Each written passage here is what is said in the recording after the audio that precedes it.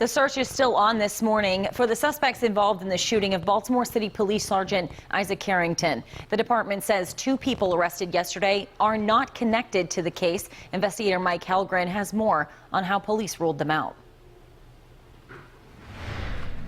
Good morning. After 9 hours, police sent out a 2-sentence statement saying that the suspects that they took into custody in Lansdowne earlier Friday were in no way connected to the sergeant's shooting. Right now, police are still searching for the masked gunman who ambushed Baltimore City Police Sergeant Isaac Carrington in an apparent attempted robbery while Carrington was off duty.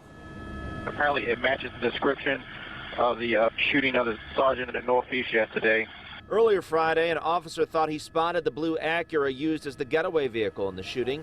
Police swarmed a wooded area off Annapolis Road in Lansdowne and arrested 2 men who bailed from the car. Police now confirmed to WJZ those 2 men and that Acura are not in any way connected to the shooting of Sergeant Carrington. As a member of the community, how important is it to you that they catch whoever did this to the sergeant yesterday? I think it's very important that they find him. Very important. Carrington remains at shock trauma at this hour. His terrifying ordeal began as he was standing in his front yard in Northeast Baltimore talking to a neighbor Thursday afternoon. An Acura drove down his block and a masked gunman jumped out, demanded his property, and when Carrington ran, the man shot him several times. Police have not provided any comments on camera since the commissioner vowed to get justice at a press conference 4 hours after the shooting. Putting it all together to make sure we find who did this and hold them accountable, so that they can pay and justice can be served, and we will prosecute them and make sure that they're prosecuted to the full extent of the law. There's a $19,000 reward for information that leads to an arrest in the case.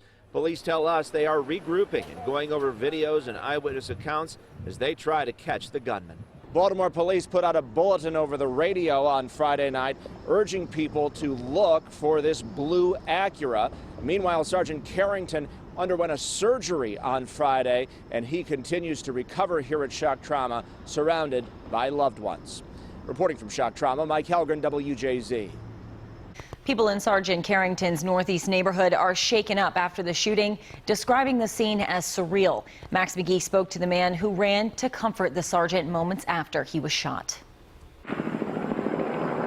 As the police helicopters and crime scene tape disappear in this quiet Northeast Baltimore neighborhood, the story of what happened the day before is still what everybody is talking about. Baltimore Police Sergeant Isaac Carrington shot multiple times after a robbery attempt in his own neighborhood.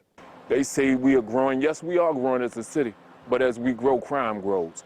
And it's not mediocre crimes, it's horrible crimes. Michael Bunch Sr. is Sergeant Carrington's neighbor. He tells WJZ he was in his basement when he heard the gunshots and ran outside to Carrington laying on the ground. Came over to him, and surprisingly, for someone that was in the condition that he was in, he kept all of us calm, you know, because me, I would have zapped out. He says he'll never forget the look in Carrington's eyes when he fought for his life. Hurt, desperation, and it was like he was fighting for his family. He was fighting to come home. Garland Fields has known Carrington for 15 years, says his character is unmatched. And he's so friendly and he speaks to everybody, and you know, he's just an all-around good guy. Once comfortable to let his grandson play outside on his own, Bunch Sr. says those days ended Thursday afternoon. We've been here almost 30 years, and I guarantee you, I've never heard of a fist fight. May God hold y'all, keep you tight, and may all the prayers and blessings that's going out come down to your family. Neighbors tell WJZ Carrington has 3 children. The other victim involved in the robbery lives across the street from Carrington, and neighbors tell WJZ they've heard that man broke one ankle while running away from the suspects. I'm Max McGee reporting for WJZ. In the wake of the shooting of Sergeant Carrington, Governor Larry Hogan has taken to Twitter to address violent crime. In one tweet, he writes, "I'm calling on city and legislative leaders to support our legislation to impose tougher mandatory sentences for those who repeatedly commit violent crimes with guns." He also posted this video writing, "This senseless violence must stop. We're talking about taking our communities back and saving lives. The time has come for us to take a stand together." And stay with WJZ as we continue to follow this investigation. Police are once again launching their search for the gunman.